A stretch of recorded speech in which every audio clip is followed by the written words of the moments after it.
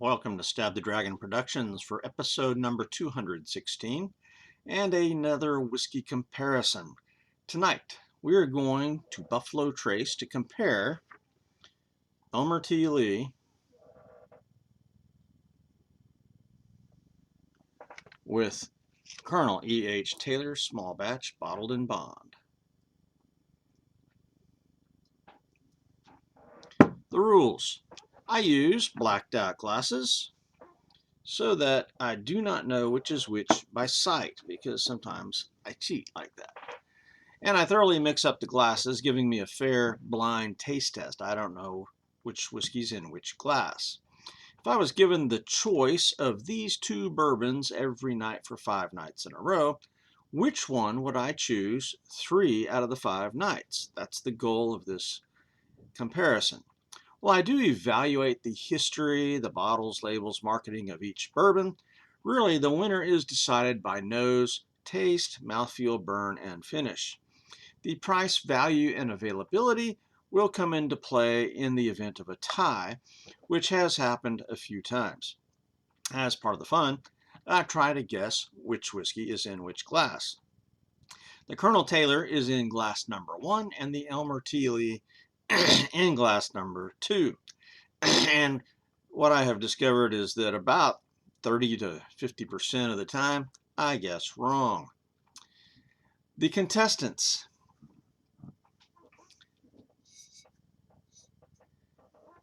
Colonel E.H. Taylor Small Batch.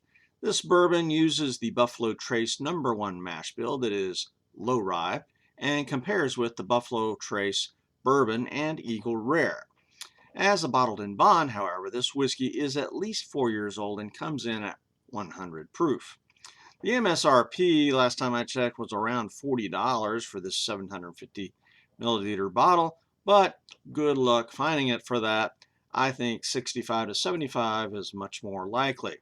And sometimes that I have seen locally, you have to buy 2 bottles of, this with something else that you don't want in order to buy it. So the store guarantees, that you're spending at least $100 or more.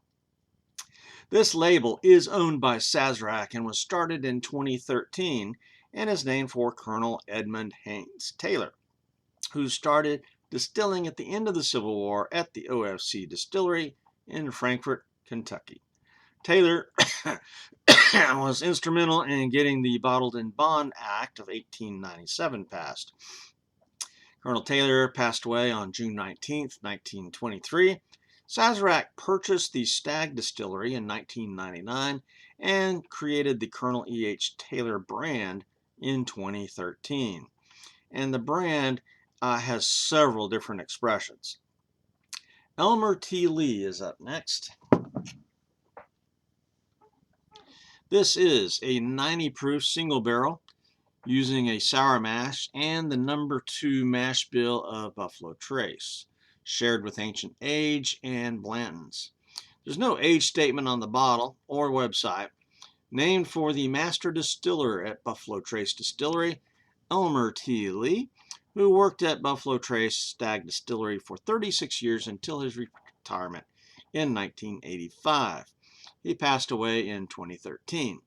And again, I paid about $50 for this in January of 2023, but I don't think you're going to find it for that. And this is actually more scarce than Colonel E.H. Taylor. Elmer T. Lee is owned by Ancient Age International, which is a Japanese company. And so it's more common in Japan than it is here, probably.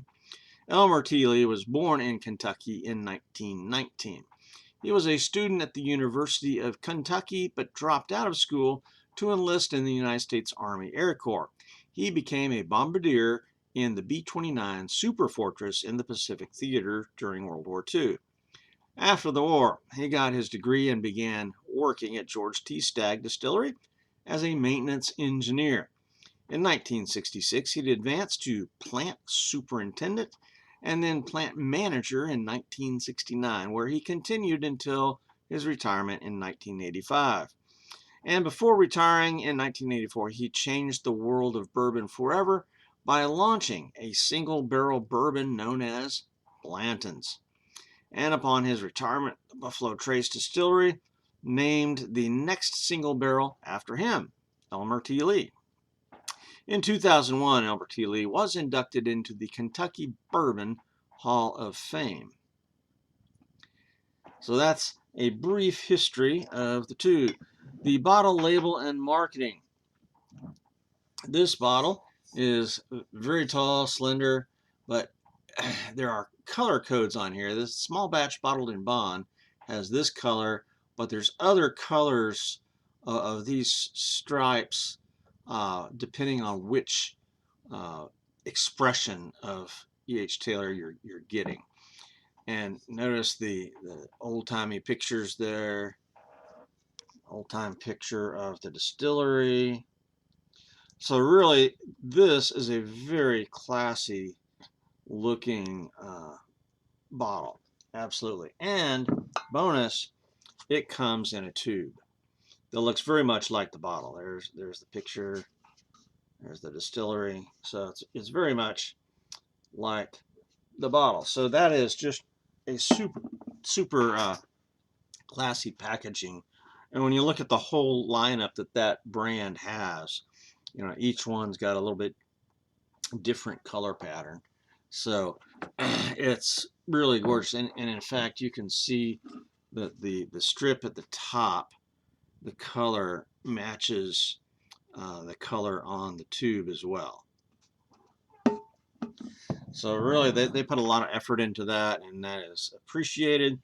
Now the Elmer T. Lee bottle, label, and marketing. You've got the name etched in there in gold lettering and the vital information about the bourbon there. You've got a picture of Mr. Lee in the back on the inside of the bottle, and that's always a classy touch. The bottle itself is kind of the short, squatty, square thing almost. It's got some indentations there. So it's a very nice looking bottle, but just nowhere near as full coverage and impressive as the E.H. Taylor. So I think for bottle, label, and marketing, we're going to go with Colonel Taylor. Although I got to say that marketing also, the Taylor lineup is more readily available, at least in my area, what I have seen, than Elmer T. Lee.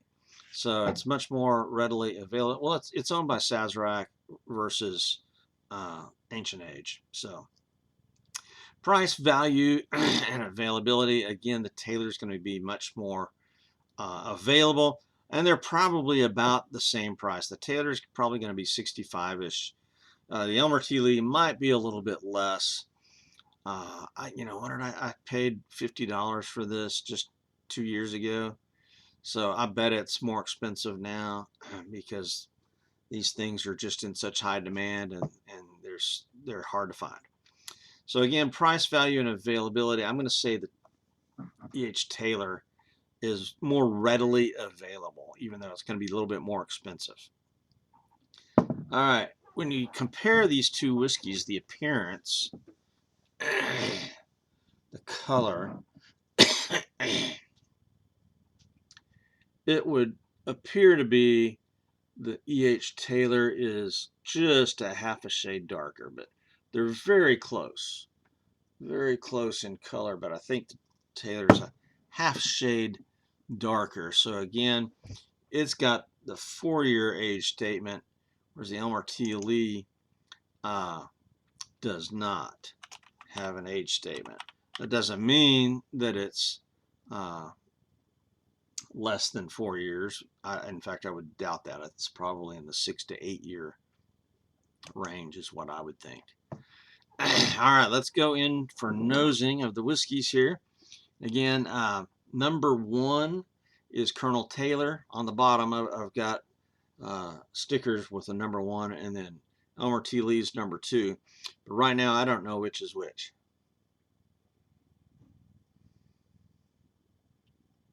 This one has a decent nose, bourbony flavors. My nose is insufficient for the task. The fact that I can smell something here is good. generally pleasant and sweet. Maybe a little perfumey. Some wood, perhaps. Honey. Let's go to the one on my right.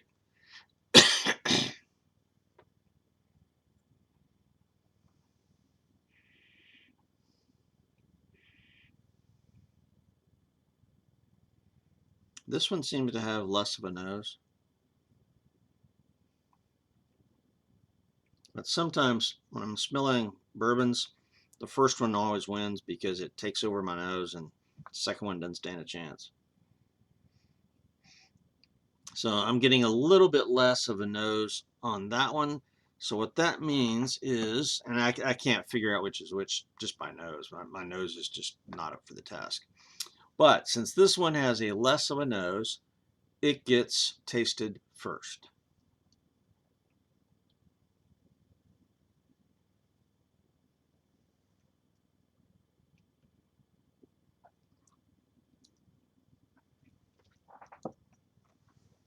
And both of these are just fantastic bourbons. I mean,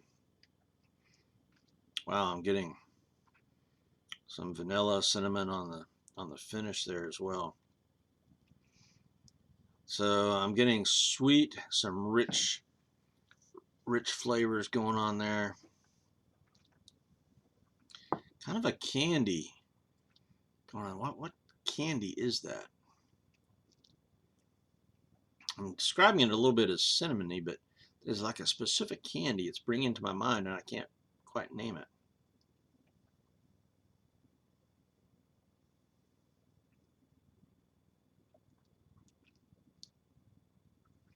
Whichever one this is, it's just amazing. Yeah. Okay, cherry. I think I'm getting a little bit of cherry. Yeah, there's hints of a cherry Hall's cough drop going on there. Okay, well that was amazing. I could not tell you which was which.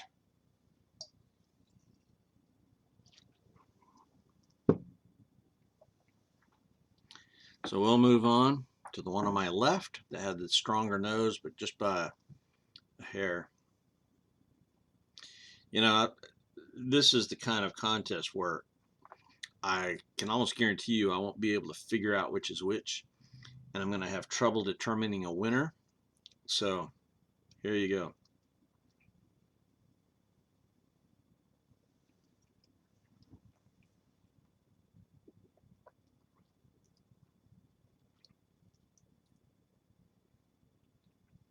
I think the first one had a little bit more of a burn, a little bit of a bite than the second one. But otherwise, the flavors are remarkably similar. Oh well. Both of these are amazing. I'm getting a little bit of the cherry Hall's cough drop, some wood, touch of cinnamon.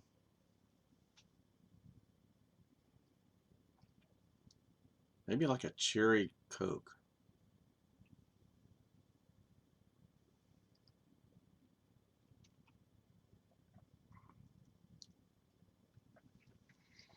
Just going off of the mouthfeel and burn, I'm thinking the one I just drank was probably glass number 2 in Elmer Tea Lee.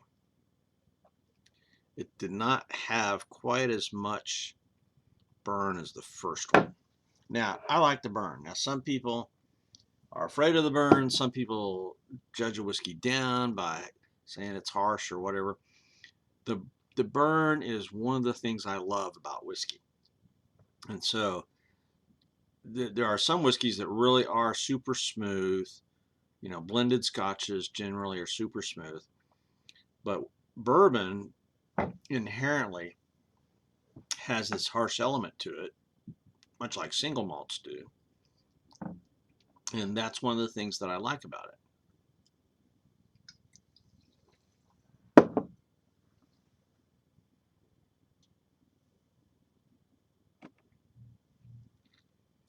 All right, we'll try the number, well, the one on my right again.